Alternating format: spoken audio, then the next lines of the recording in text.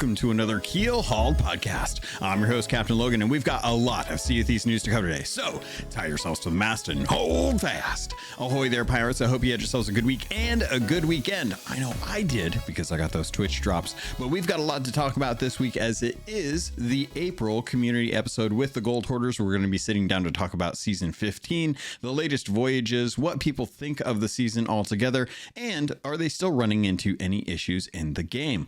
All that and more in this week's episode of Keelhauled Podcast.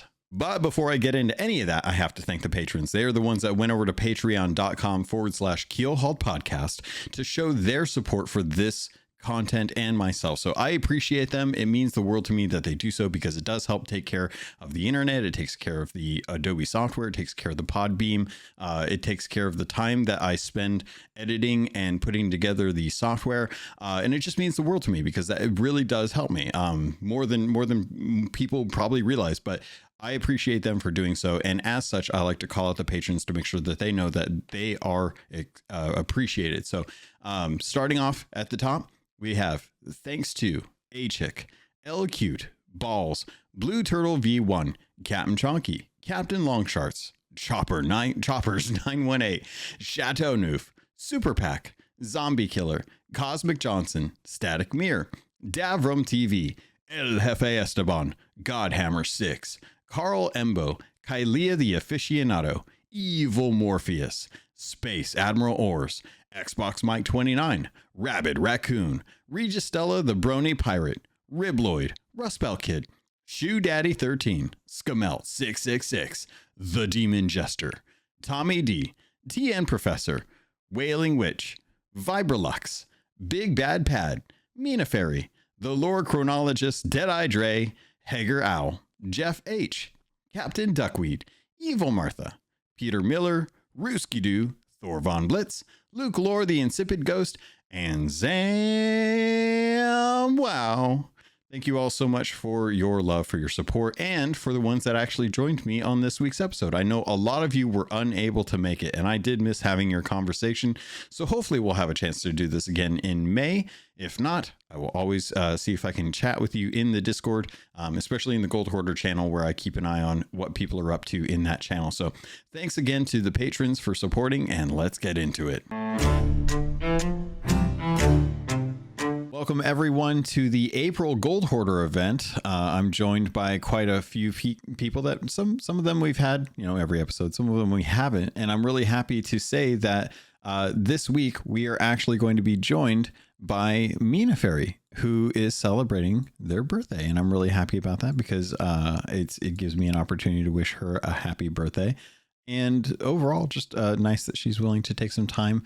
I'm pretty sure Patty probably dragged her in here, but as we go through the list of everyone that's here, I hope everyone's having a good day and a good weekend so far. But Mina, happy birthday. Welcome to the crew. It's good to see you again. Hello, thank you. How have things been? Not too bad. Survived the Easter holidays. Now we've got exam time. Oh gosh. Yeah. Well, hopefully it's not too bad. Hopefully the kids aren't complaining too much about how much they have to study. Next up, we've got Regis. Regis, how you doing? I'm doing good. Yesterday was a Lego exhibit, fan-made Lego exhibit, and the day before that was Anzac Day for us Aussies. No, so what is Anzac Day? Because I remember you mentioned that. We talked a little bit before we started recording about the Lego thing, but what is Anzac for those that don't know? Well, it's kind of a day. It's kind of a public holiday that honors the Anzac legends that came before during that was first formed in World War One, and I'm pretty sure you all heard about the Gallipoli the invasion of Gallipoli. When the Brits used us Aussies to try and take Constantinople or Istanbul, whatever it's called these days, to appease the Russians back then. And that's where the Anzac legend began. So, and every year since then, we've been honoring the Anzacs from that war, from every war from the First World War onwards. Kind of like Remembrance Day, but kind of Australian version of it. Interesting. As I'm sure many of us pirates over here know, we have at least a certain amount of love or interest in history, so it's always kind of interesting to hear some of that stuff. from other countries Yeah. that where like I'm familiar with my history, but I'm not necessarily familiar with other countries' history, especially when it comes to holidays. Yeah, I'll bring up the wiki for those who might be curious. Awesome. Next up, we've got the Demon Jester jumping in. Jester, how you been? I've been doing good. Just been gaming a lot or work. Nice. How's your game sessions been? They've been alright. I completed South of Midnight and started Black Myth Wukong again. Fantastic. What'd you think of South of Midnight? It was really good. Glad you liked it. I had a really good time with it. I actually really enjoyed that. Next up, we've got Big Bad Pad. Patty, how you doing, buddy? I'm doing well now. Wasn't so well this morning. I had a migraine, so got me out of work. That was fine. I'm feeling better now, so all good. Man, I'm sorry. Migraines are the worst. Are you planning on streaming Yeah, later today with Davram and Mina? No. Well, that's one of the reasons why we're actually able to come in here today is that Davrim is away doing his gallivanting, doing charity work. So we've got 3 or 4 weeks of time to fill. Interesting. Okay, so yes. We probably will be diving in afterwards, but that's fair. Awesome. Well, I'm glad to have you guys over on the podcast this week. So for all intents and purposes, the Gold Hoarder episodes, I want to make sure that folks in the Gold Hoarders know that this is open to any of you in the Captain tier. So if you guys are in the Gold Hoarder channel on the Discord, I put out the pings to try and make sure that folks know what's going on. I did hear back from quite a few folks who said that they wouldn't be able to make it this week. So I just wanted to call out Static Mirror, Tommy D, Kylea. I know Rusty had hit me up as well too in Godhammer. A lot of names that you guys know and hear every month. But I wanted to let you know that they wanted to be here to be able to talk about some of the stuff. And they did provide some feedback on the season as well as some of the stuff that we've had. So I wanted to kind of kick it off. Season 15. Godhammer wrote me and sent a message and said, season 15 overall great. New voyages are a good addition. The Kraken being released from the world event rotation is good. New surprise. And the Ancient Megalodon is one of the best additions in a long time. So using that as a basis, I feel very similar to how he feels. I kind of want to open it up to you all and see, how has season 15 been for you? Have you enjoyed it? Is there anything that you can point to and be like, this really stood out to me as something that Rare really excelled at or didn't excel at? So if anyone has anything that they want to jump in with, feel free to kind of speak up. Initially, I was a little bit, I suppose I felt let down by and I know they said that they were going to obviously spread it across the whole season rather than trying to dump everything in one go, which I applaud. But it just seemed very thin on the ground the first month of season 15. And I've had enough of fishing. I didn't want to do any more, but because there was accommodations attached, it's like I had to do it. Yeah. But yeah, I think the second month, obviously, with the Megs coming in and it's a little bit more work to do, and obviously the throwing spears, etc. It's become a little bit more fun. And as Mina said earlier before the recording, we haven't jumped in since the new update, so we haven't done the boars and the new voyages. But I'm looking forward to doing that later. Yeah. It's so I'm curious. The fishing that we had for these voyages feels better to me than just standard fishing. Standard fishing feels very I don't know, kind of cozy game, like it's just kind of a pastime that you engage with. The fishing for the fishing voyages feels a lot more active and a lot quicker, which doesn't make me feel like it's quite as painful. Like, you know exactly where the fish are going to be. You only have a certain number of fish that you're going to work on. And the emissary grade that you get from them feels pretty good compared to, just what you would expect out of just normal fishing. Did that come across for you or anyone else at all, or is that just something that I just kind of took away on my own? No, it's definitely a very quick and easy way of getting your hunter's call up. Cooking meat, it seems to be doing quite a lot as well in terms of getting the hunter's call emissary wrap up. It's like I don't know whether it's me, but it seems too easy to get up to 5 now. Really? Okay. Because I'm actually okay with it, because I feel like when you go out, if you actually get the supplies, it feels like it's been taking about 15 minutes to get the captaincy supplies when you like you put in your order for meat, and then after about 15 minutes it finally arrives on your ship. Using that in conjunction with a couple fishing voyages seems to boost pretty quickly, which, you know, considering like the ancient or the Veil mission is doing one Veil mission's enough to get you to 5 for Athena's Fortune. I'm kind of in favor of being able to get the emissary grade up relatively quickly through these means. I don't know. Maybe that's just me wanting to spend less time doing stuff that I don't want to do just because it's the quickest way to get the emissary grade up. But I'm kind of okay with this. How's everyone else feeling about the Hunter's Call voyages at the start of the season? I've quite enjoyed them. It's quite nice having something else to sail to and get on with instead of all the usual stuff we've been doing. It's nice having different loot that you can get in the forts as well. Just mix it up a little bit. Yeah. How are you feeling about the loot? Do you feel like it's worth it as far as value goes, or have you been paying any attention to that kind of stuff? I've been told it's worth it. It seems fine. I've had no issues with it. Yeah. For what you're doing, then it's not too bad a loot. Somebody was taking note of what we got at each place, so we knew where to go to get what. Paddy. I've not paid attention. So what is your? I'm looking forward to having I am looking forward to having a look and seeing what these new voyages that came out this week are, but we haven't had a chance to do that yet. So I'm curious. Have you felt engaged at all with the Hunter's Call as far as like the new reputation? Yeah. I have quite enjoyed being able to level them again and being able to have a reason to interact with them other than selling, because I don't even bother selling fish to them anymore. I leave that to everybody else who still insists on selling fish to them. I've got all the fish done. They're food now.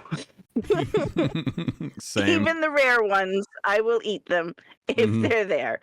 So it's nice to have a reason to go and do things for them. That's too funny. It's because they were just a thing that was there before for the longest time. So to have them actually have a purpose now is very nice. Yeah, I'm kind of with you in that sense. I've really enjoyed the change up with Hunter's Call. I feel like these latest 2 voyages have finally added kind of the I don't know, the depth to their faction that I was kind of hoping for, because like Patty, I think at the beginning of the season, the fishing voyages just being like the main way to get those knocked out felt short and kind of unfulfilling.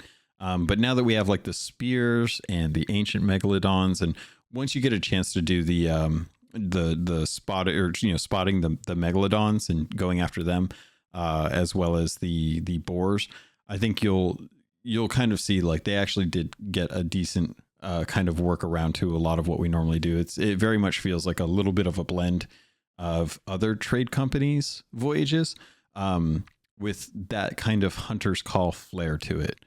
So I've been very, very happy about that. Mina, you bring up the emergent life that we now have in the game. I don't know about you all, but the number of times I've mistaken a lizard running on a beach for something that I can grab. Like I keep thinking like, oh, that's a mango. Let me grab that, and then it runs off, and I'm like, that's not a mango. I've only seen 1 or 2 of them. I've not really seen that many lizards. Same with the jellyfish. Yeah. I've been in the water around islands, and when I have seen them, they're so cute, and I love them. But I've seen more of like the seagulls flying along with the ship and bats flapping at you as you go into a cave. That was a bit freaky the first time it happened. I was like, what? Oh, see, I haven't had that yet. No. Oh, yeah. No. You go into some of the caves, and sometimes as you're going into the entrance, a bunch of bats will flap out past you, and it's a bit freaky. Oh man, it's so cool. That's cool. I don't like flappy things around my head. That's fair. It made me want to duck at one point. But no, I've enjoyed those. I just want to see more lizards because they're cute. Yeah, they did a good job with the lizards. I think I've seen jellyfish a couple times, and it feels like it's usually when I'm parked next to an island and I happen to be like jumping back into the water. That's usually when I've kind of seen like a majority of them. I haven't really seen them out and about, which kind of brings me to my next kind of follow up with this. Is I'm kind of hoping that they keep moving forward with some of these very light additions to the game when it comes to like emergent life. Because it's definitely something where like these are nice little additions. It's like it's more than just the typical animals on the islands, whether pigs, chickens, and snakes. Now we've got boars. We've got little like non-threatening things. I would love to start seeing like little sandpipers on the beach or little crabs running and then burrowing. I'd love to see like sea turtles kind of in and about the beaches and the islands and in the waters. Stuff like that. I don't know.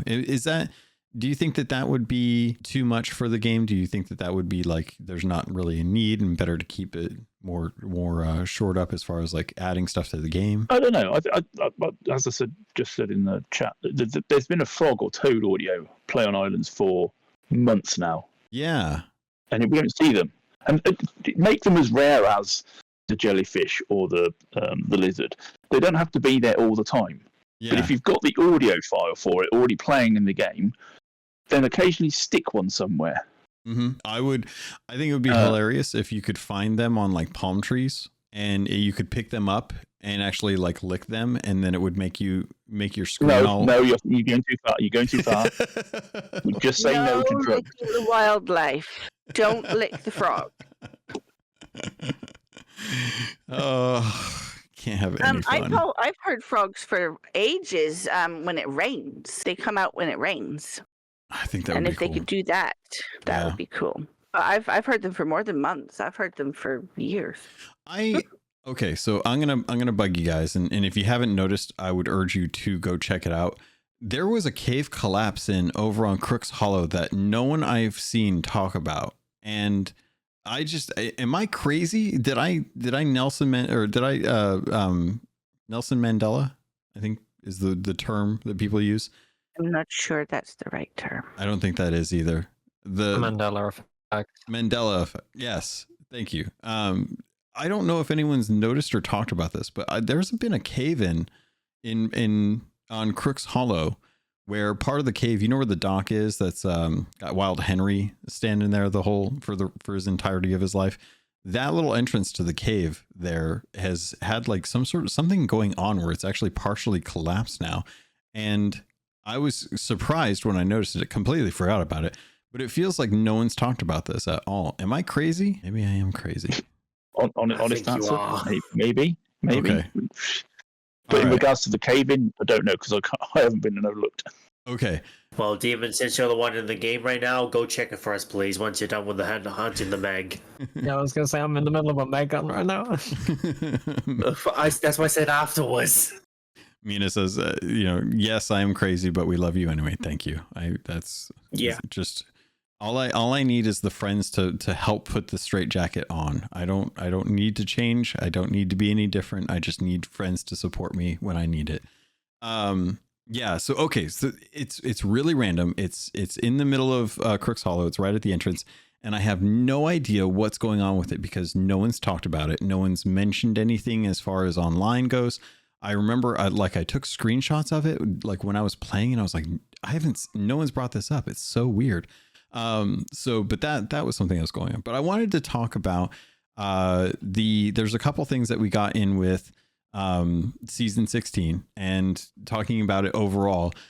Do you all feel like this has been a good or a bad season or just kind of season for Sea of Thieves, like 15 overall compared to, what we're used to? I feel like I'm curious to hear what you all think. I like the season. Just it's it's been spread out a lot more because once you release the whole thing at launch, then people will complete it within the first week or two, and then people will be like, "Oh, there's nothing to do," or whatever malarkey they'll come up with. Yeah. So yeah, I like it. Content-wise, I think the middle part of the season could be a lot more fleshed out, like besides hunting spears and ambient wildlife. But Well, we had the They ancient gotta Megs. They gotta make do. I mean, like the middle part of the season. You know, the second update of the season. Like, you know, the ambient wildlife and the hunting spears. Didn't the hunting spears come in with the ancient Megs? I thought that was hand in hand. No, it came out The in ancient the Megs second were update. first. Okay. Yeah, the ancient mechs were first. Then it was the spears and wildlife. And this past update was the hunting voyages for the meg and the boars. Oh, that's interesting. So maybe they should have had yeah, ancient Megs first, the fishing voyages, and well, no, 'cause I don't know. and the hunting spears. Interesting. That's so strange. But My then brain they'll be- pushes and those then- two together. Yeah, but then if they just release just the ambient wildlife, people will be like, well, this is just a cosmetic update for the game. If you know, again, they'll come up with anything to complain about the game these days. Yeah, definitely. Interesting. Well, I guess yeah. Even there. So okay. So Demon Jester, Mina, Patty, season 50. Give me your like score or approval or denial of it as far as like whether or not it was a good update. Go on, I'll let you go, Dean. It's like this is my second season playing the game. I've quite liked it. Nice. Like anything in particular that you really enjoyed? Well, I enjoyed the fishing in general before, but when they added more fishing, I really upped like the hunter score from like 5 to 60 in the first like month. Nice. Pretty good. Patty, how about you? I think it's been a very slow start to it, but they wanted to do it so that they didn't create any more problems, and yet they've still created more problems. What in particular are you kind of like? Over the last week or so, it's been connectivity, lavender beard, stuttering. Servers have been in dire straits. Obviously, the diving hasn't helped in the fact that obviously because they put the fort event on, everybody was trying to dive to forts, which meant everybody who was diving ended up in queues. Yeah. Which I think they sorted out finally, so that they kept the two. Well, I say sorted out. I mean, when I first started trying to dive to stuff that wasn't a fort, it was still taking me 15 minutes to get into the game. Whereas now it's a case of somebody else is diving to forts, and I'm diving to something else, and my something else does not sit in the same queue as those diving to forts. So we were diving to sirens, treasuries, and what's the other one? Treasuries and the shrines, whatever. And so that's now almost an immediate one, whereas before it was literally I would sit in the same queue as the people who were trying to dive to forts. And it's like, but it's not a world event. Why am I sat in the same queue? But it is a world event. In general, the content that's been released, I am quite happy with. As I've said, I've got a spreadsheet of all commendations that we need to do, and I was looking at the numbers of things we need to do for the Hunter's Call, and they've literally just mirrored all the other emissaries. In terms of obviously the Gold Hoarders have got the different kinds of chests, and you have to hand in a certain amount of those. They've literally mirrored that sort of thing into the Hunter's Call. Some of the things seem to be very, very rare. You only need to do 10 of them, and it's like I've found 2 so far, and I've been sailing more or less every day. Yeah. But it's given me something to do other than just mess about on the seas. It's given me something to focus on because it's something new. Yeah. But yes, I will be quite happy to start doing hunting boars and that, because I was getting bored of fishing and killing megs and wasting cannonballs and planks trying to repair my ship and keep it afloat. So I feel like I'm with you, because I as always, I always tend to forget about a lot of the bad stuff that happens in the game. I'm going to post a link in the Gold Hoarder episode if you guys want to take a look at it on your own, because I think it was kind of interesting that you mentioned that dives were kind of broken for a while. You know, you would be sitting in queue to get a fort for the Mega Stash event, and it would take forever. And now that they've kind of decoupled that or pulled it out, I've noticed that you're not having to wait forever, but now there are very much some weird issues going on with dives where multiple streamers have been posting about how there's stuttering because your character is like falling through your ship and your ship is like tilted. It's very strange right now, and I've already been seeing some folks saying that they've been having issues with some of the connectivity just to the server itself, getting into the game. So it's wild that for a season that I would point to and say has been a very good season as far as content goes, the stability of the game they are still struggling to have aspects of the game just be firm and trustworthy. They were dealing with frame rate drops that were being caused as a result randomly. We've seen issues with the dive system not working properly. We had that issue where people were getting teleported between two rocks randomly in the world by like grappling. We've had issues where like using the lure dart too much would disconnect you.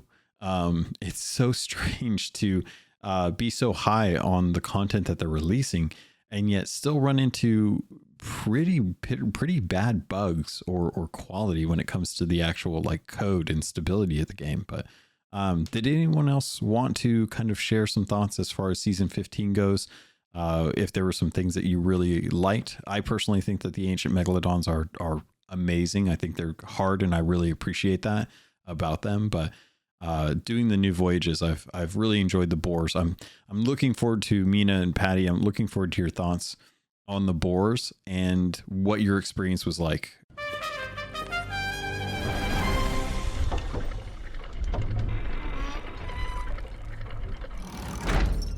Because my first experience with one was the cannon ridge that's on Shipwreck Bay, where that one skeleton just has the deadliest aim and can always hit your ship as you're sailing in from the north side. It was up there, and I got punted off of that when I was doing it, and thank goodness I had a grapple gun, because there was no way that I really wanted to have to run all the way around over the shipwreck to climb up the mast to be able to get up to the top portion of there just to get punted off again by these boars. But that being said, any thoughts on season 15, or did you all want to dive into some of the other stuff that's been going on with Sea of Thieves in the last couple weeks? I think most of what needs to be said has been said. Awesome. Well, in that case, I'm kind of hoping that we could take a moment to dig into the patch notes, because if you guys haven't gotten a chance to go out there, which I know a couple of you guys haven't already, there are 2 new voyages for the Hunter's Call. We've already been talking about them, but the wild boars now inhabit some of the islands across Sea of Thieves. They can be found in small packs on islands, and the boars will flee when approached, leaving a trail of hoof prints and fruit.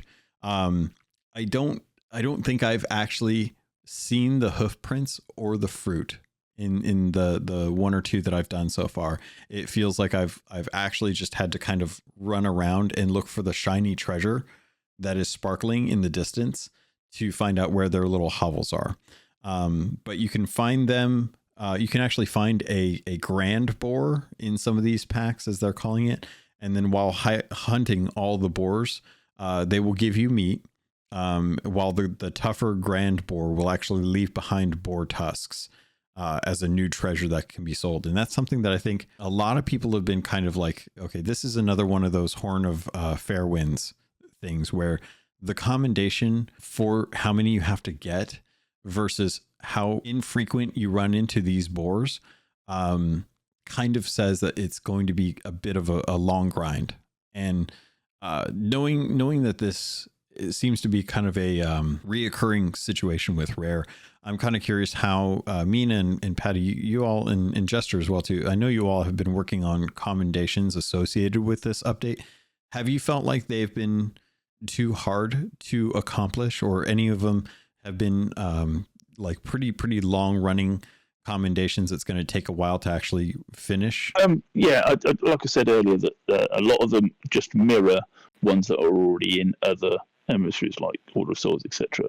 And so you have to hand in a certain amount of villainous skulls or captain's chests, etc. So they've done exactly the same as that. The ones that I feel slightly annoyed about are the ones related to the Megs. where you have to hand in like the teeth, whether they grizzly or pristine, or the scales, or it does seem to be RNG rather than you kill this meg, you're going to get this result. Yeah. Or you kill this meg and you get that result.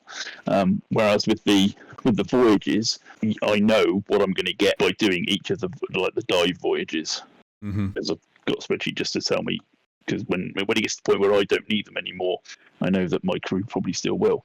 So it's a case of there are some that are going to be RNG based, which is the same as the cannonballs and wood crates, etc., for merchants, things like that. But it does seem in a game where people can put in thousands of hours and not see a shrouded ghost, and yet somebody could log in and get one the first week, and it be linked not only to accommodation but to at least one achievement.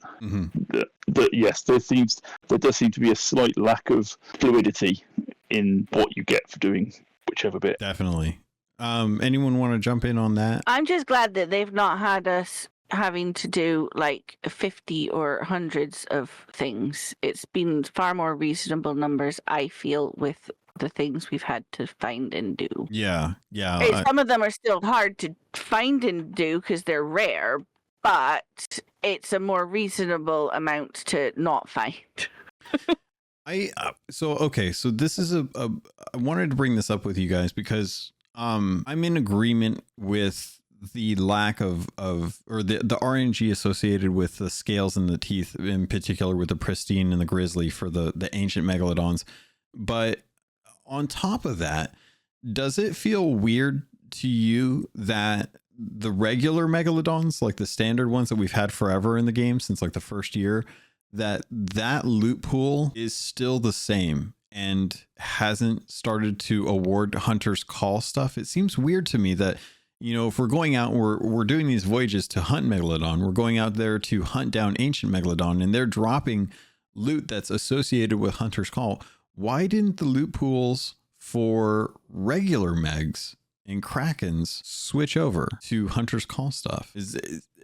Maybe that's just me. Maybe that's something they'll get to, but I feel like it's kind of strange. I don't think it should switch over. Go on. I'll let you go. I think that's a fairly valid point. I mean, I can understand maybe why they haven't, but they're megs. You'd think they'd drop something meg related now. I disagree with that, and the fact that I don't think they should switch wholly to Hunter's Call stuff. I think it should be a mixture of everything, and Hunter's Call should be included in that. So yes, we should get possibly the teeth or the scales or the chests or whatever that come up, or the fish hooks, but I wouldn't say switch it wholly to Hunter's Call. Okay. Is there a reason why you like having the megalodons? Well, if you think the megalodon sinks a ship, it's not just going to have Hunter's Call stuff on it. It's going to have the Gold Hoarder stuff. It's going to have the Order of Soul stuff. It's going to have merger stuff on it. Yeah. So once you kill the meg, and obviously it's in a split out, it's going to give you everything that they've accumulated from those ships. Gotcha. So then in that case, because I agree, I'm very much in the mindset of like, okay, if this was like a Jaws situation, you know, I remember Jaws, the first movie, they tore open the jaws and there was like boots and, you know, license plates and all kinds of random junk in there. With the megalodons, it makes sense to me. Like it's going to eat as much as it can, and in that process scoop up other treasure from other factions as well too.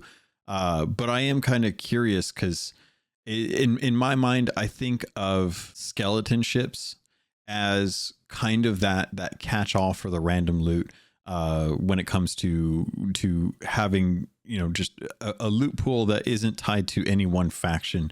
But at least with the roaming megs, I would be happier if I felt like that they were going to at least drop some kind of scale or tooth, given the nature of like what they are and what we now have loot for.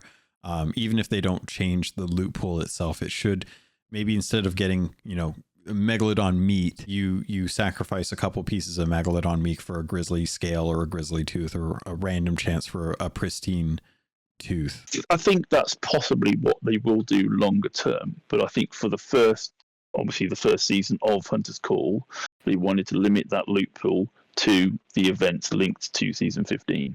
And whilst the megalodons are loosely connected to, they are not part of the season 15. Only those two megs were linked. And so I think, yes, possibly season 16 onwards, they may then expand the loot pool to include Hunter's Call on the Skelly ships and other things. Oh, that would be interesting too. I know we have someone dropping in, Rusty, coming into the podcast. We're talking about season 15 kind of as a whole, how it's been, good or bad. If you've enjoyed the content that's been in the game as well. Coming in to jump into the podcast, anything you want to share as far as your feelings on season 15? Not really, to be honest with you. I've only played a little bit of it. I was just sailing with Hefe there for a little bit, and we didn't really have much trouble with like the boar stuff. We did flip the ship in the middle of the Barnacled when we were trying to take it down. Which, being on a sloop, it felt like forever, and we were right there at the end. So when it flipped the ship, we kind of got a little scared there that it was gonna, glitch something out or mess something up. But luckily enough, it flipped it completely back up, and we just had to get back on real quick and bail. So far, I've I think two times I've had the Barnacle. The one time I think I don't know if I was with Patty and Mina or what. But I know I saw the red mall or the red one, but I don't think we got to it in time. So far we haven't had I haven't had a lot of problems or anything with anything other than, so like flipping the ship. We did get rared. You got Sea of Thieves because in the middle of fighting the Barnacle, it seems like everything else wants to pop up then too. Like we had a Skelly ship pop on us. Yeah. The second we were done with the Barnacle, the freaking Kraken popped on us. So it was like, man, like, give us a second to recuperate here. I mean, it's nice because it brought back that feeling of like actually being like, okay, this is like a little bit tougher, but really not many problems. I just feel like we got Sea of Thieves a little bit, but we got through it. Nice. Yeah. I don't know about you guys, but the number of times I've seen the Kraken now is a little redonkulous. Like the Meg, or the Meg is out there for sure. The Kraken, holy cow. Little short story before we switch over in topics, but I was sailing with A-Chick the other night, and we were finishing up, and we wanted to go get some of the harpoon hits into enemy crews done because we still had a couple harpoons on our ship, or the spears, and we sailed over to a ship that was doing a lost merchant. Got over there. They were parked and shot in, I think, like 2 hits for spears, and then called out to the person, hey, we're gonna go ahead and head on over. You can have our supplies. We're gonna repair you. We just needed the hits. They bolted. They sailed off, which, that's their thing. But then it activated the predator in me, and I was like, okay, well, they're running, so I have to chase. So I decided that we were gonna go and fight them at that point. And the way that we ended up getting them was through a Kraken attack. They got Krakened and it stopped them. And we happened to be like just on the edge of the Kraken. We were still in it, but just on the end. And it really kind of took me back to that first year, especially when all we had was like the 3-hour sea forts. And after the fort would go down, whoever was the poor crew that sailed away from the fort first was going to get Krakened. And you actively waited for the next world event because you knew that the Kraken was going to be out there, and you were just hoping it wasn't going to be you with all the treasure. And the number of times that's happened, it's been so rare that it's so cool to kind of see like, oh, the Kraken is back, and it's actually like changing up fights every time. Sorry for my voice cutting it out. I'm still recovering from strep, guys. I apologize. Every time I've sailed, which has not been that much lately, every time a Kraken pops. I started to record it, and I just looked at my paper right here, and literally every single time in the last like 3 or 4 weeks I've sailed, a Kraken pops no matter what. It's been pretty frequent. Anyone else running into them a lot? We've run into a couple in the last couple of months, but what I would say is they definitely need a rebalance. How so? If I'm on a solo sloop, I have to take down 2 tentacles, 10 cannonballs, job done, finished.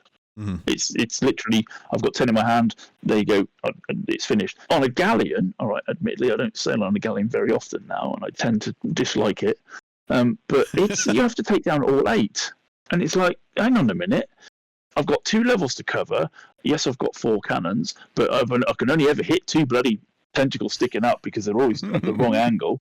It's bad enough in a brig, but I hate doing it on a galleon because it's just it's so unbalanced. Interesting. In I the don't disagree sloop, with you. All 6 or 8 tentacles come up, and I can hit 2 of them with both sides of the ship. Mhm. It comes up on a brigantine or a galleon, you can guarantee you can only hit half the tentacles. Man.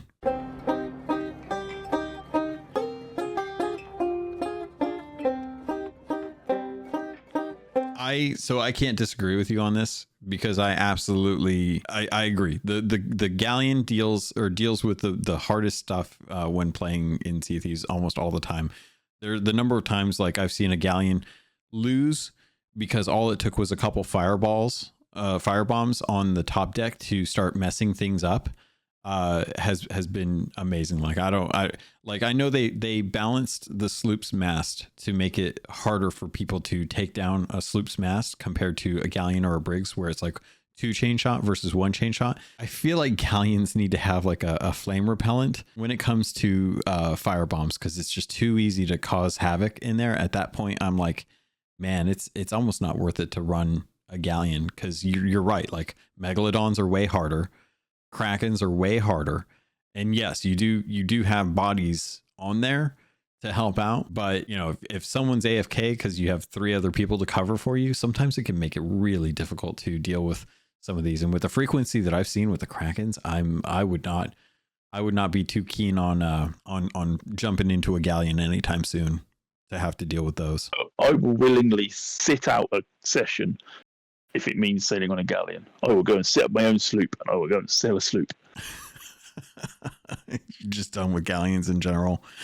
Yeah, I just don't sail on them regularly enough. Yeah, it's tough, especially when people want to just be relaxing because it's a lot more work, in my opinion, than like a sloop is. When you have 2 people on a sloop, it's easy compared to 4 people on a galleon, in my opinion. I wanted to cover spears because hunting spears have been balanced.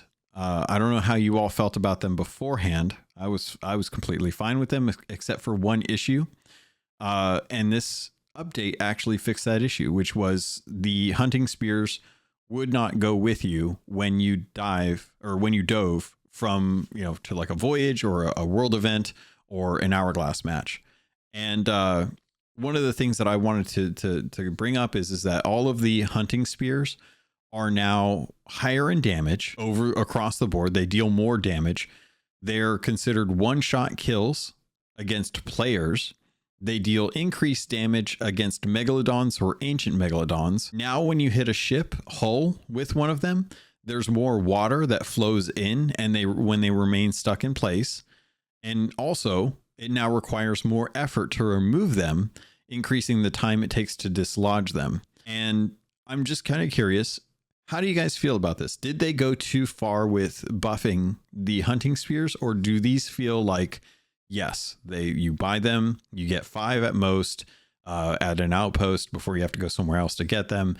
If you have to buy them, then this is going to be a power spike, but you're going to be limited on usage. Yeah, I must admit, I did have to question that myself when they first introduced them. It's like, hang on a minute, you've got commendations that you want us to go out and do, but you're not letting us take them to the voyages we need to go to. Yeah. How does that work? You're forced to sail to. And that was frustrating to me because I'm like, well, I want to quickly get to an island to go fish to get my emissary grade up so that I can start hunting down the megalodon. But I can't, like, by the time I get done getting my emissary grade, I'm nowhere near an outpost to go get more hunting spears to go to the meg. No, that's because it literally had to be, well, I've got to grade 5 now. I know where the meg is, but I've got to go to this outpost to sell my stuff and get the 5 harpoons for it. Yep. Yeah, it is a bit weird. So I'm glad that they're making it so that you can now dive to these. I know that a lot of people are looking at this and thinking like a ranged 1-shot 1-kill on a player is a little OP, but there is a definite arc that you have to understand and learn to be able to throw these properly. Also, yeah, you are pretty stuck in that animation when you are holding that. Like, you can't really, if you're going to wind up and throw it, you're going to be stuck like that for a hot minute. So you're going to open yourself up to damage, and it's just the 1 ammo as opposed to the 1-shot blundy that we used to have at close range. But what do you give me some feedback here? Good, bad? Am I crazy? What do you think? I think that the payoff for making the hit is definitely negated by the fact that, like you say, it's worse than having a bubble stick in your hand, that you cannot do anything else apart from throw it or drop it. So yeah, I think they've got that one quite right. I'm not too sure about the one shot, one kill though, because all that's going to happen is that people are going to double gun and have throwing spears. So anybody who has got any skill whatsoever with a mouse and keyboard or first-person shooters, it's going to be a nightmare to play against. Rusty, you were going to jump in? I agree and understand what Patty's saying. Obviously, I'm not playing as much lately, so I don't feel like I'm ever really running into people as much anymore, let alone people that are double gunning. But I definitely agree with what Patty's saying, that people that have more of the first-person shooter mentality Young could people. easily double gun and then Just say young people.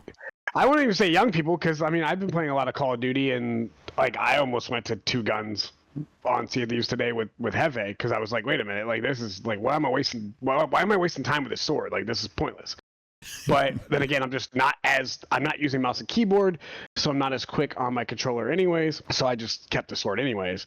I don't really, the whole one shot, one kill doesn't really bother me. Mm-hmm. I kind of look at it as if you get a spear to your chest, you're probably going to die anyways. But obviously it's not real life, so we can't take that into consideration. But like you said, you're stuck in that animation though. Trying to throw it at a boar when you're stuck in that animation, it's kind of a pain sometimes just to get it precisely on, let alone an actual player within PvP. So I feel like if you're willing to give up yourself by being stuck in that animation and trying to get that perfect shot, then okay. I mean, obviously we know hit reg is been priority number 1 for Rare for 7 years here. So who knows how close the spear actually has to be to somebody to kill him, but I guess only time will tell. Yeah, definitely. I'm thinking in this point that they've done a good job of kind of looking at the grapple gun and seeing like, okay, it came in a little underpowered. They've gone back and they've kind of increased the ability that it has to make it a little more viable. They've done the same thing with the hunting spear. If they're willing to buff things, I think that they are also willing to nerf things, which I think is very much something that they need to do. They do not, for whatever reason, tend to go in and tweak the meta of how the weapons feel. Because I mean, outside of like the initial launch, they usually don't really kind of tweak things to change up the meta at all. Like the expected damage for weapons is set outside of like the initial season that they launch in. Because the double barrel pistol, I think, was the last time prior to this where they changed up how much damage it dealt, because just nobody wanted to use them. But you look at the hunting, the throwing knife, and those daggers used to throw. They actually buffed those. It used to take more time to throw them, and they actually increased the throw speed of those, which to me was insane, because 2 of those are it's a 2-shot kill for those things. But overall, I feel like the spear itself is in a good place. I just don't like having to go to the actual NPC to buy them. I actually kind of like it when I happen to find them out and about, like, in a tree, on a, next to a rock, like in a cave somewhere. Like I actually like finding them emergently, or in the world. Emergently. Is that a word? I don't think that's a word. I think maybe it is. Who knows? But I like finding them out in the world a lot more than having to go specifically to a vendor, going in there and fighting the system that Rare has to try and, like, if I spend 250 gold on a spear, I hate having to go spend 20 grand on a trinket to be able to claim that $250 spear. You know what I mean? Demon Jester, you're saying emergently is an adverb that describes something happening in an emergent manner.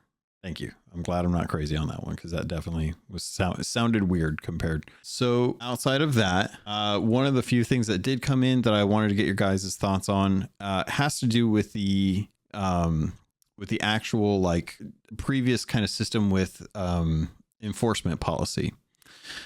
Previously, they had it at 3 strikes and you're out. They have now introduced the new changes to their system, where players are now going to receive be on a point system to determine whether or not you're actually going to get banned.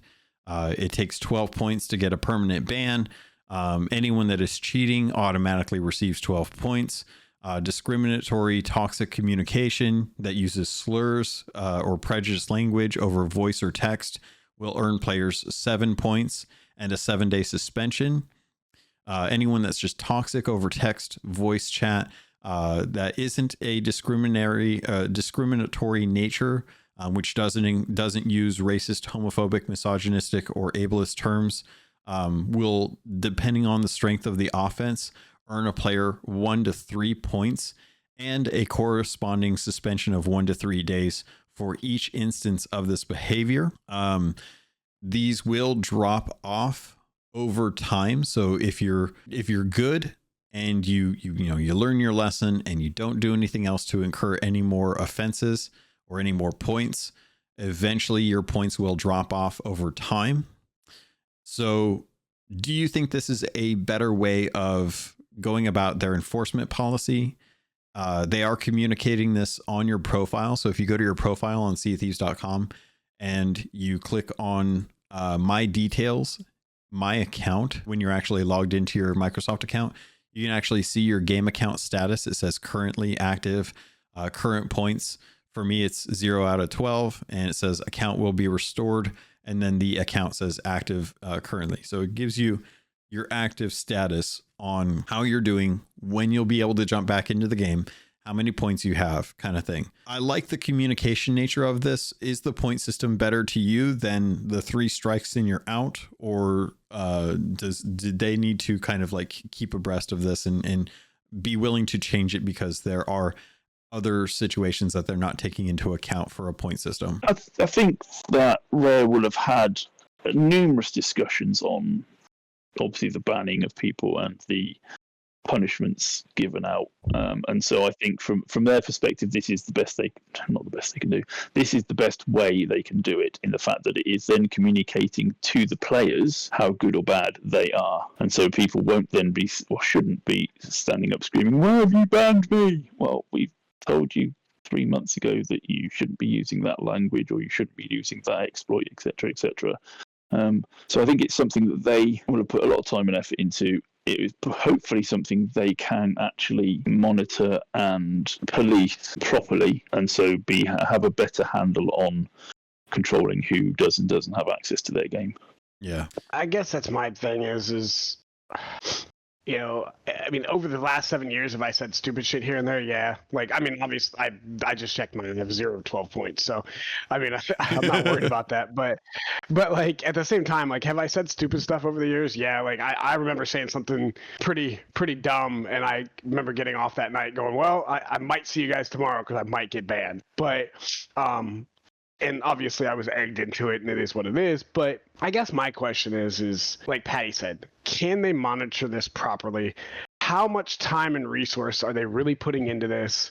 What does this database actually look like? And, my question would be, if, say you get some points, right? And it's like, well, wait a minute, like, I want to dispute it.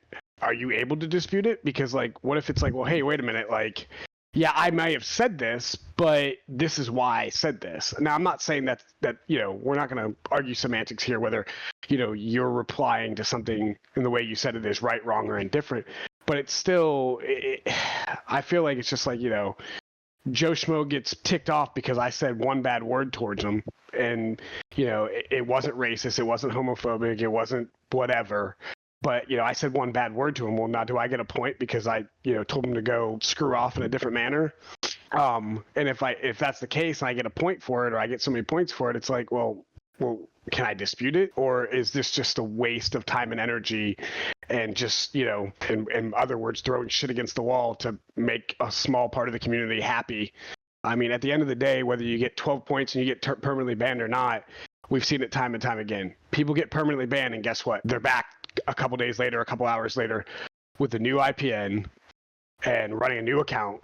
It happens all the time. So, I mean, that's my thing is like, at this point, like, I don't, like, who cares? Because if somebody gets banned, if they really want back in, they're going to get back in. Yeah. So is it just a waste of time and resources? That's kind of where I'm at right now. It's 7 years into this game. If I get kicked off of Sea of Thieves and I really want back in, there's ways for me to do it. So I feel like it's kind of a waste, but I mean, we'll see how it goes.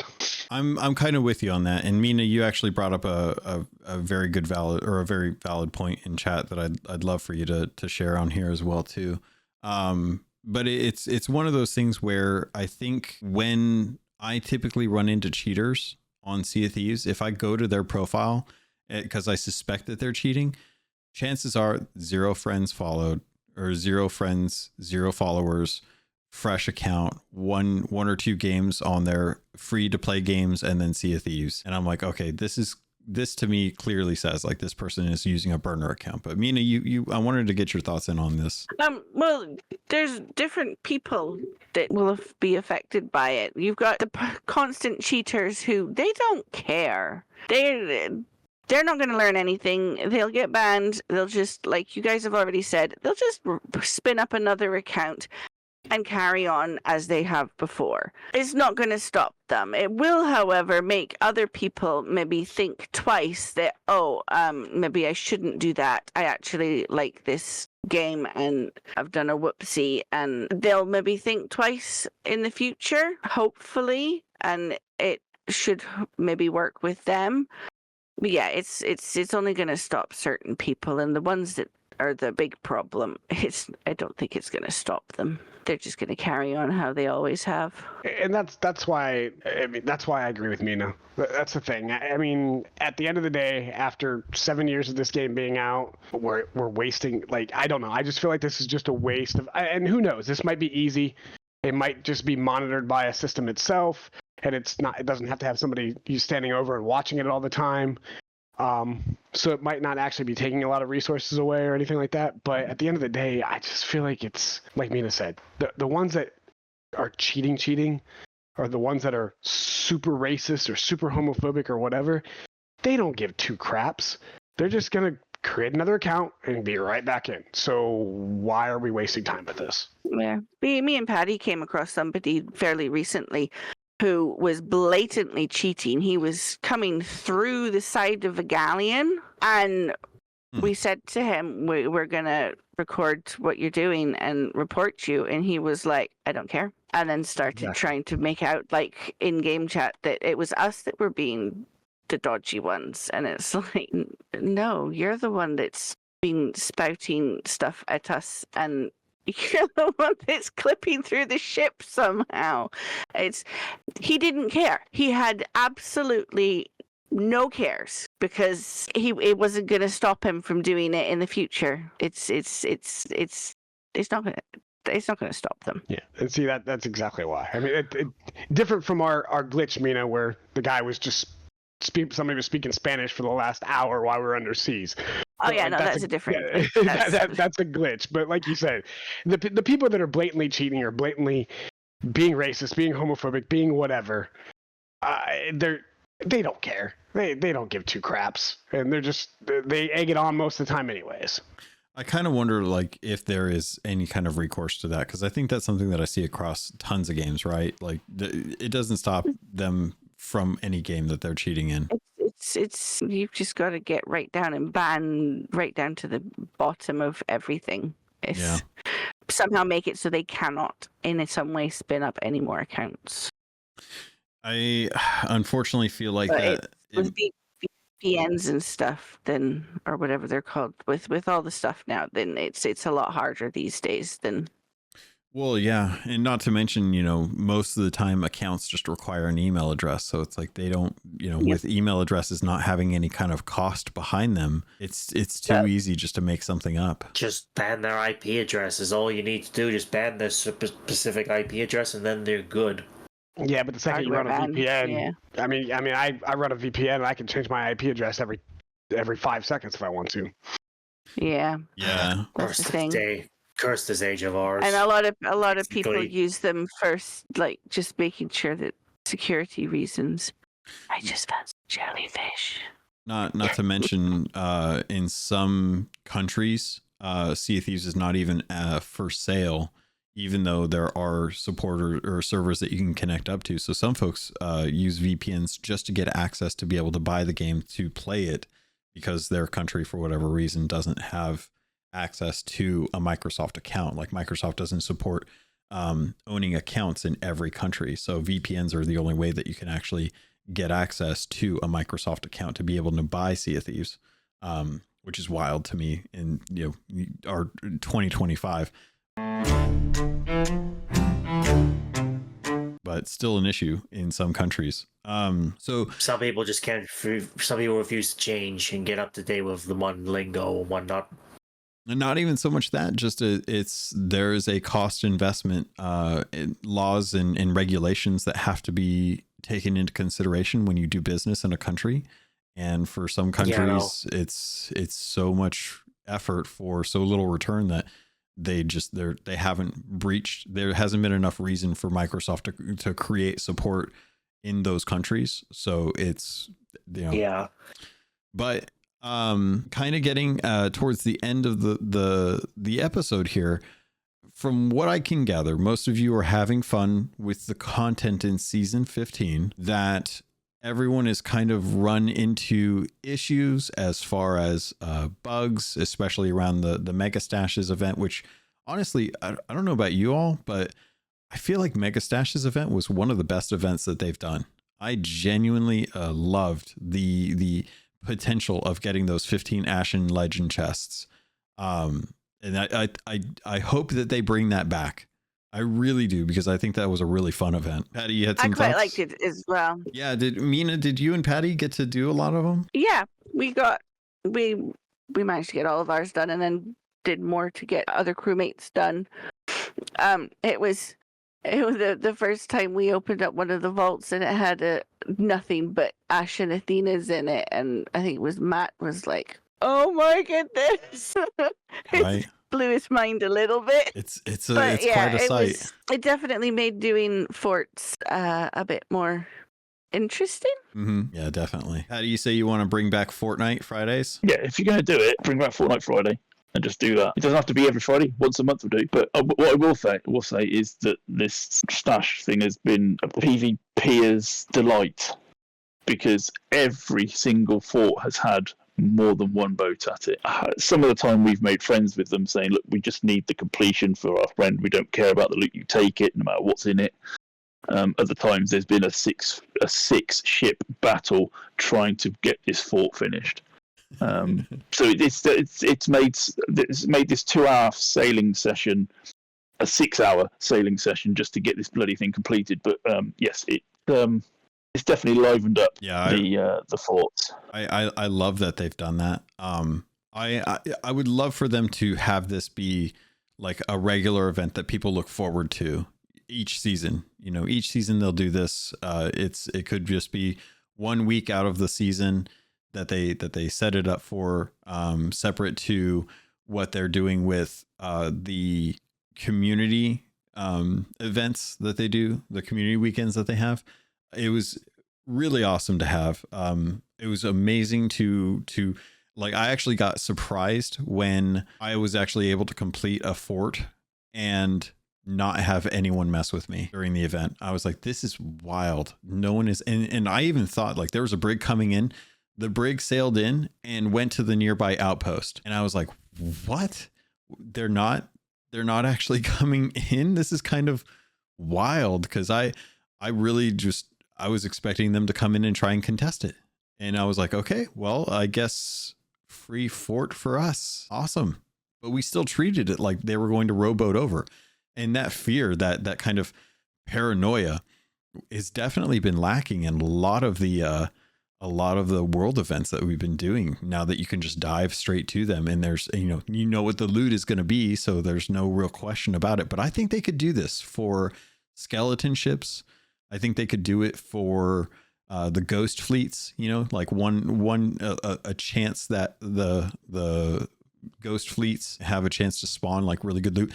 Really kind of like, instead of making the forts, the actual like flags or indicators of the world event be different from the standard one, just make every single one have a chance to have a chest of fortune in it, or have a really good loot pool, have like the Voyage of Luck, and add that kind of randomization to those aspects to it, as opposed to what Patty was saying earlier with the Megalodons and the pristine and grisly teeth and scales, where you have no clue how long it's going to take you to finish those. But do you guys agree? Do you think that's too far?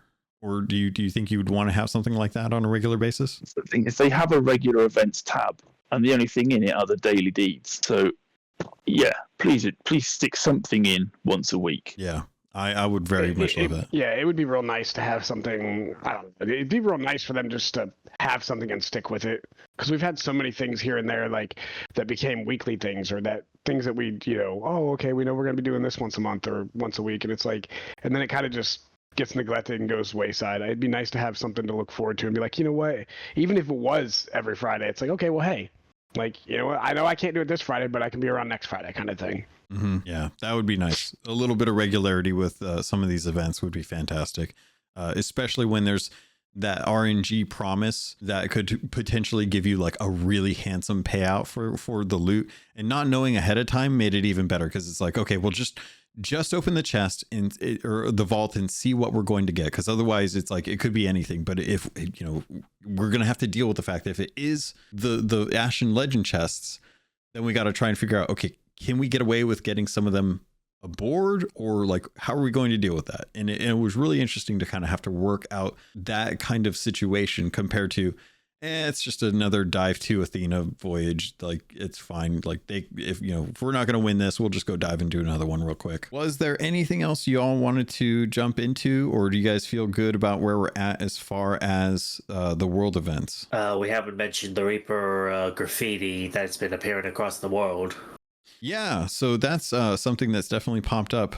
We've been getting teases and teases of the Order of Bone and Blade, if I remember correctly, for Reapers. Yeah. So season 16, Reapers is getting a complete refresh. How are you guys feeling about this, as folks that I know most of you have been running as Reaper and usually just go around grabbing treasure from other people? Maybe doing the occasional voyage or world event to get some stuff. Are you looking forward to Reapers getting a fresh kind of refresh, getting voyages that are going to have PvP associated with it? Like, is that something that would interest you all? I think the last time I ran Reaper was with the Flameheart ship. I don't know. We just don't ever run Reaper anymore.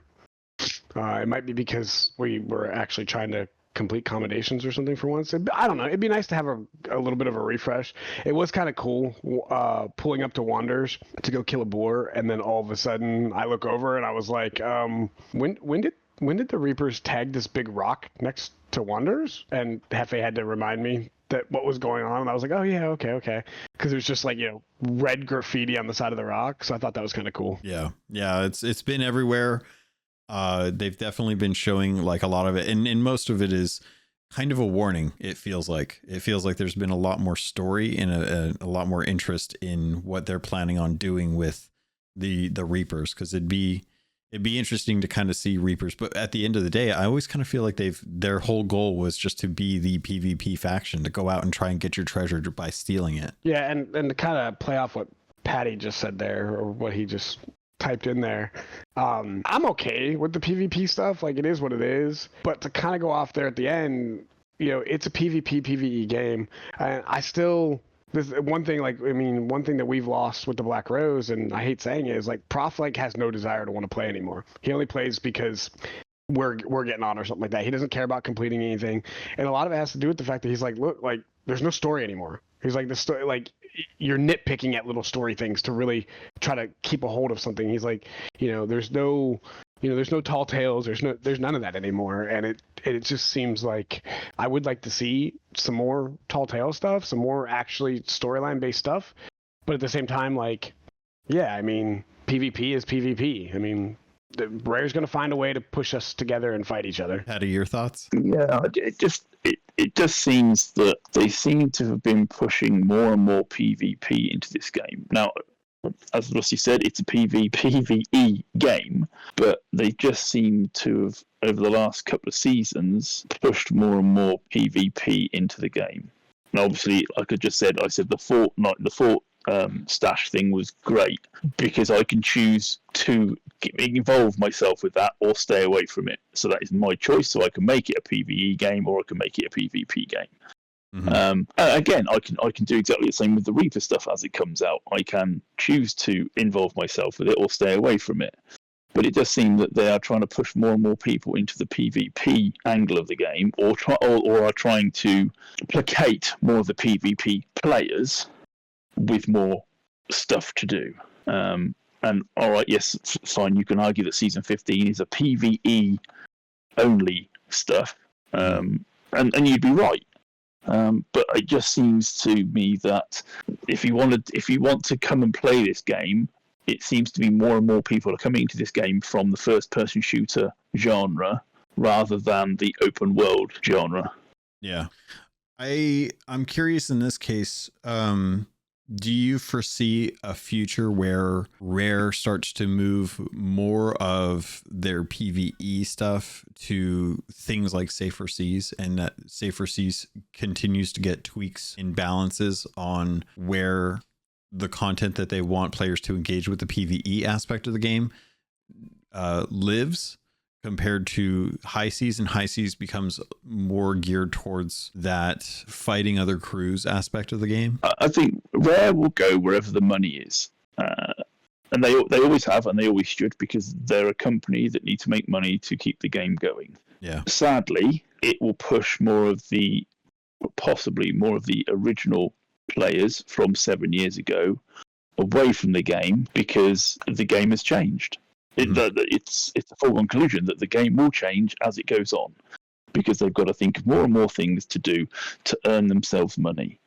And getting the people who play Fortnite, Call of Duty, Paladins, whatever you want to call a first person, whatever the first person shooters are at the moment, they want that money to come into this game. And the only way they're going to do that is make it more appealing to that genre playing player. Yeah, I could definitely see that. Is that concern you at the moment, or do you feel like you would still be invested in the game? It's concerned me for the last 6 months. Mm-hmm.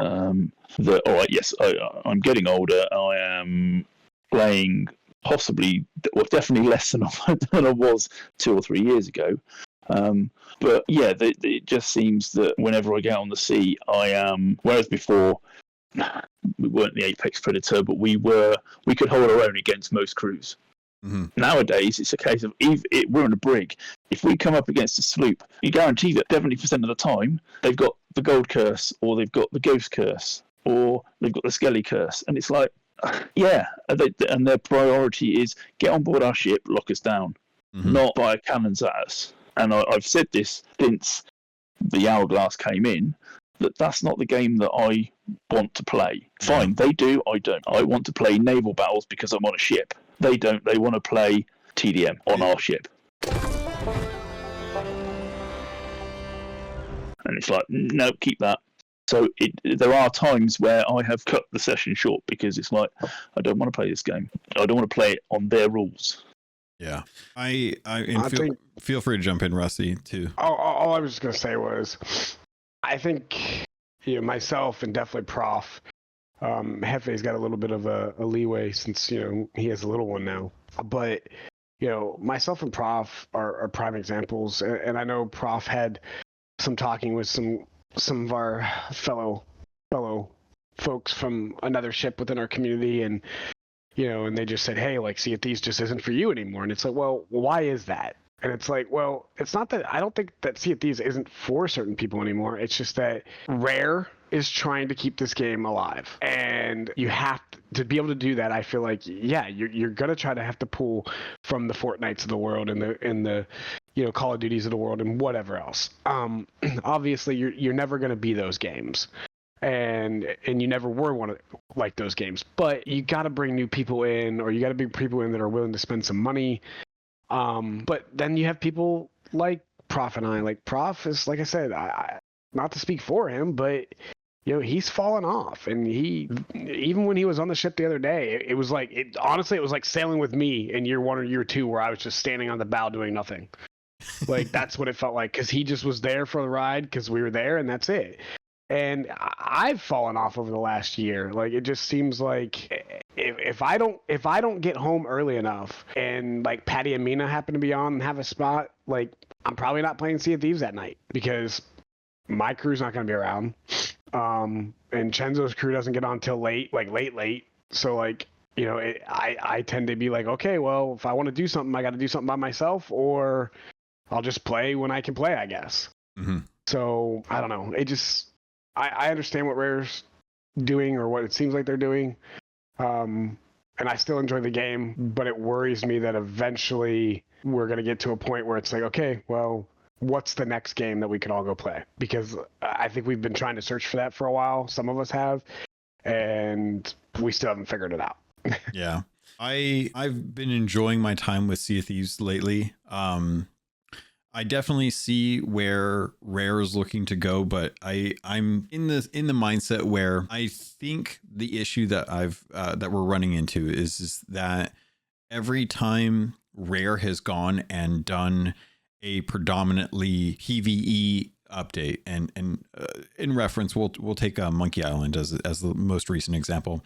It is always come at the cost of the regular cadence for the game.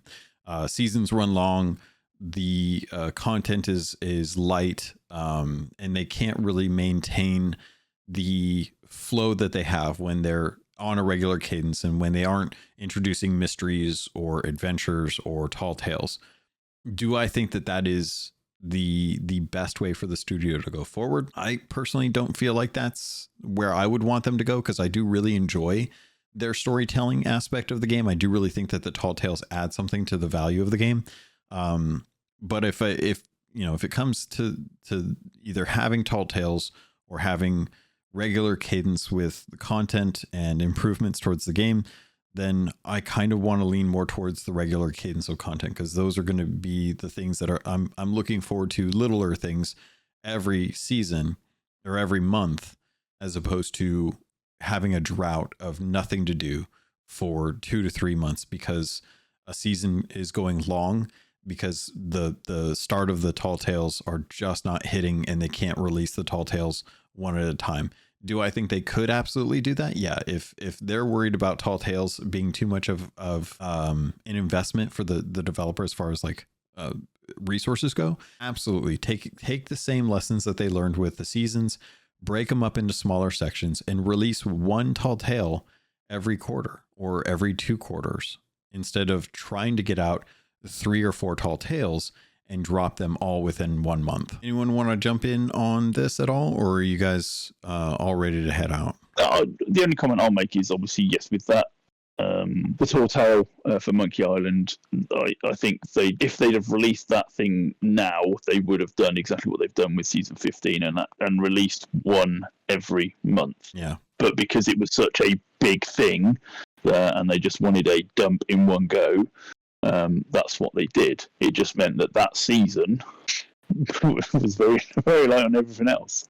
Yeah. But yes, if they'd have just released that in the 3 different months over the season, then I don't think anybody would have had any problems with that being that season. Mm-hmm.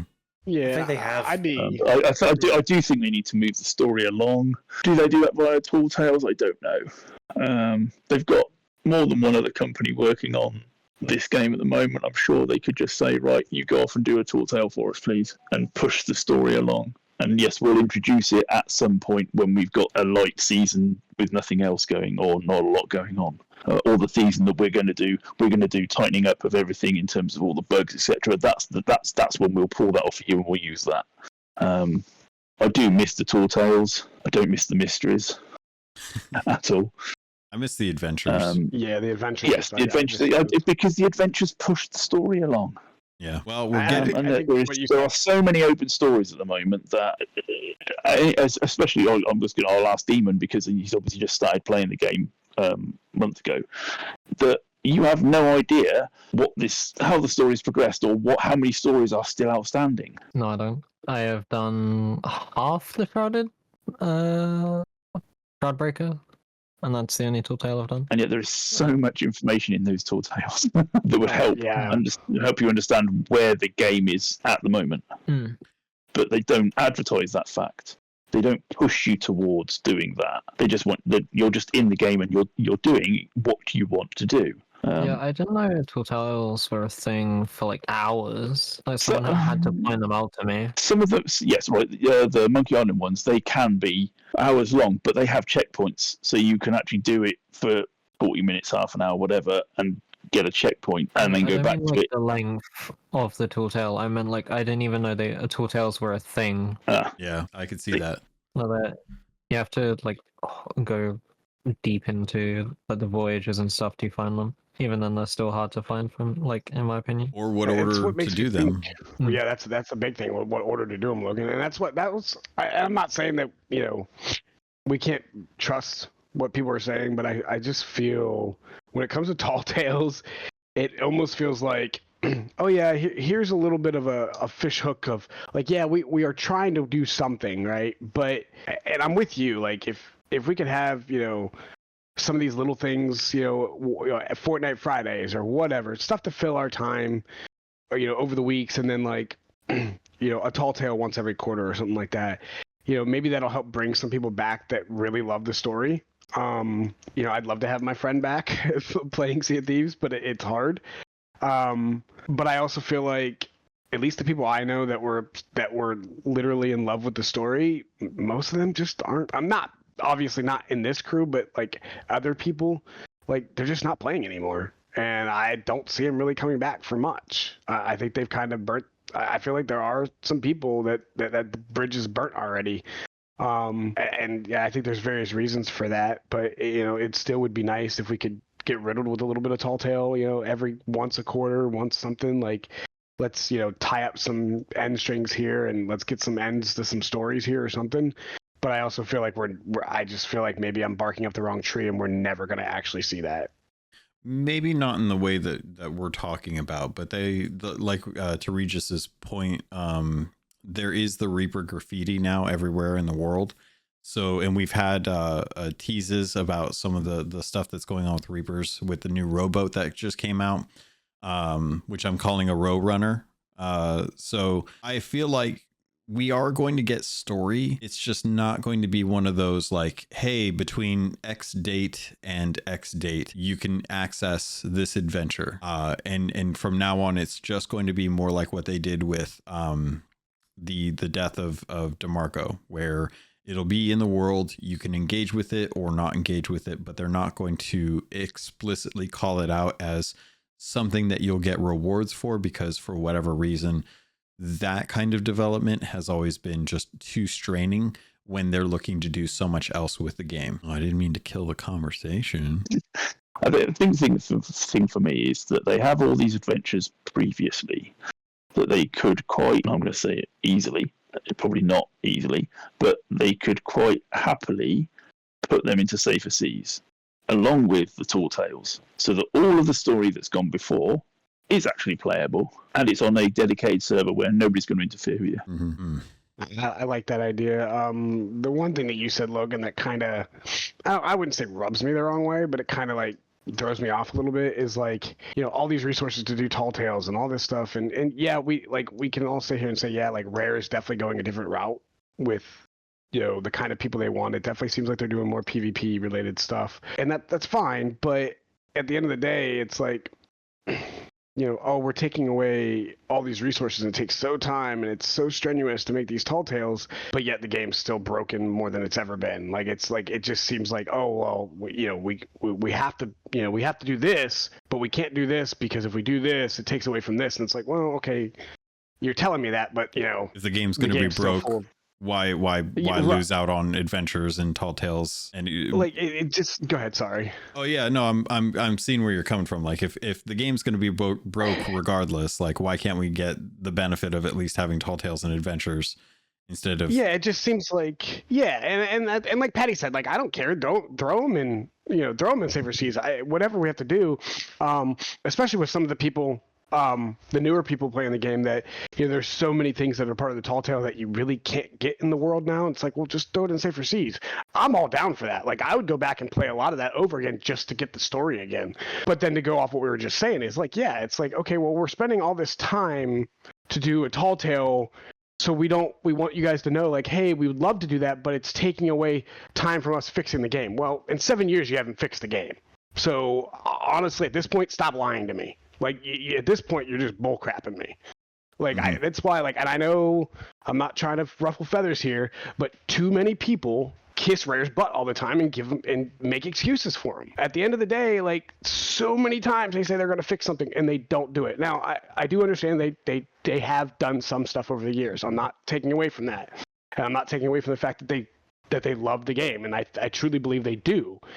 But it's like, don't tell me that my right hand is doing this and then my left hand's doing this when it just doesn't make sense to me. I don't know. Maybe I'm overlooking it. Maybe I'm looking at it from a weird view. I don't know. But it's just like, we can't do this because if we do this, you're not going to get this. And it's like, well, okay, now okay, whatever. No, here's a box of chocolates without chocolates in the box. Like, come on now. It's a mystery. You're not supposed to know what's in the box of chocolates. It's what life Tomb is. of Resurrection. So I see where you guys are coming from, and honestly, me placating like the desire to have more stability in the game is kind of my driving goal in this, because at the end of the day, I think the story of Sea of Thieves is just as valuable and important as the content that is brought to them. And I, for maybe a few years now, have been on my soapbox about how we need to be done with things in the world. Like we're good with content. Like, the game has content. We have all the tools we need. There's very few things I can point to and be like, this is something that we're missing. Right now, I feel like there are more quality of life changes that the game deserves than new tools to use in the sandbox.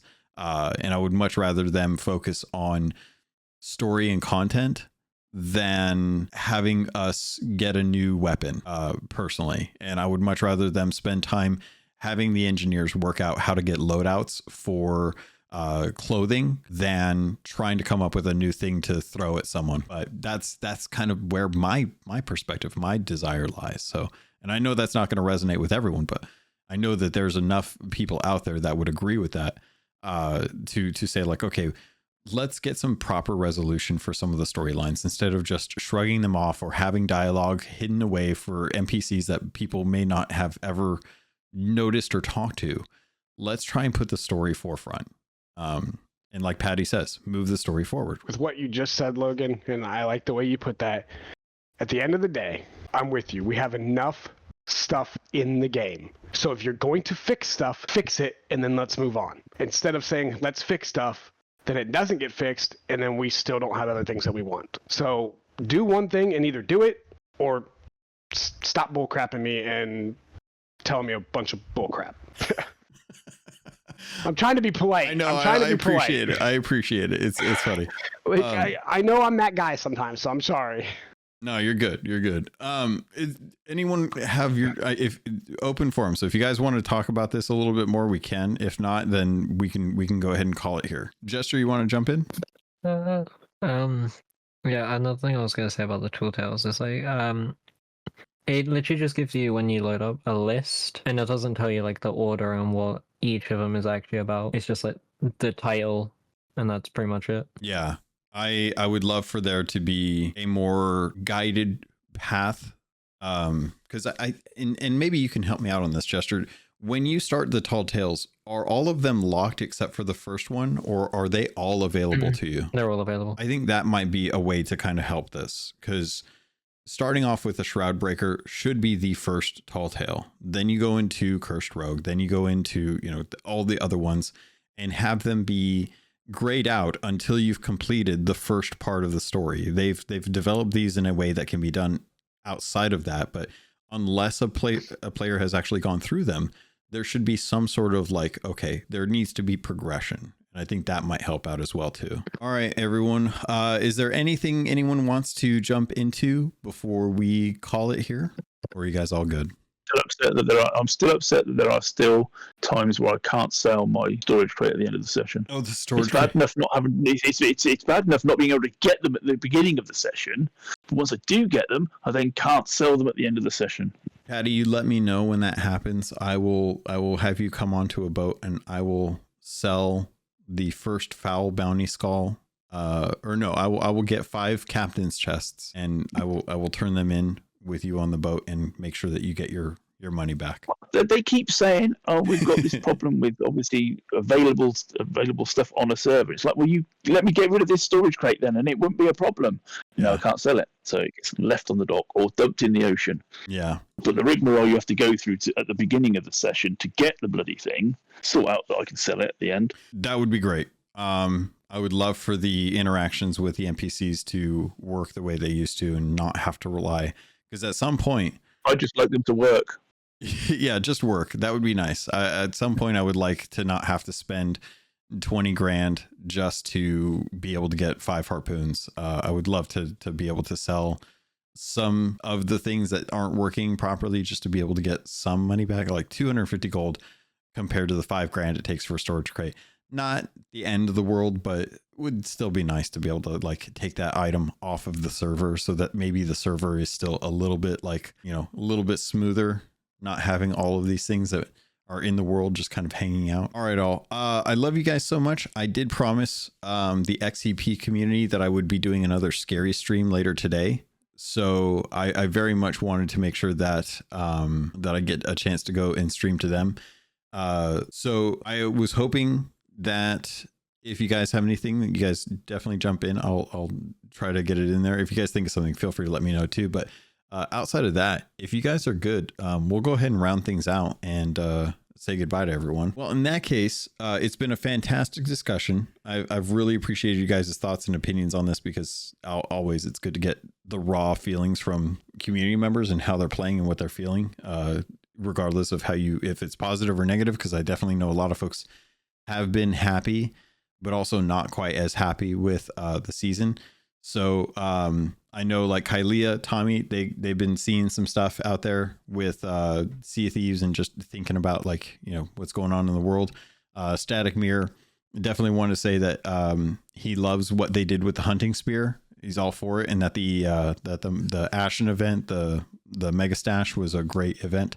So love when you guys are able to at least give some feedback when we can't necessarily get you on the actual episode.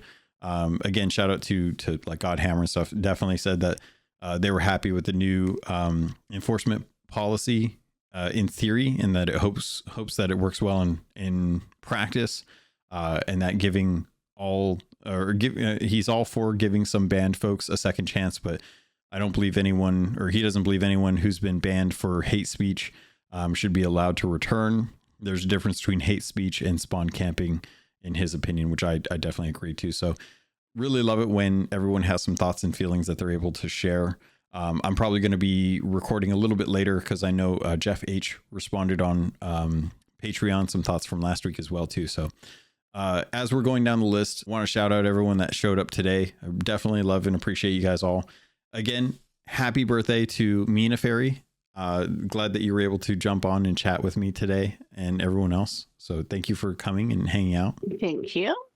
And as always, Regis, thank you for swinging by and spending time with us. You are the most welcome. Rusty, I'm glad you could make it. I know you're a little bit late, but you're definitely bringing some value to the podcast as always. You are welcome for my service, and you guys have a good day. Thank you. Jester, thank you for swinging by and checking out Crook's Hollow. You did actually see the entrance. Would you say yes, smaller, or collapsed? I don't know. It looks the same to me. Fair. Well, thank you for joining me. Got like 150 hours. 150 hours for any other game would be a ton. Like if that was Legend of Zelda, that would be a lot of hours in Legend of Zelda. Not gonna lie. It's my least played game. We can change that. We can change that. Yeah. Patty, thank you so much for bringing Mina in. I'm 100% giving you credit for her showing up on her birthday when she could be doing anything else except having to deal with me. So I appreciate that. No problem. Anytime. It's been my pleasure. Glad you came in as well too, sharing your thoughts as always. I'm looking forward to. I am definitely opinionated. You know.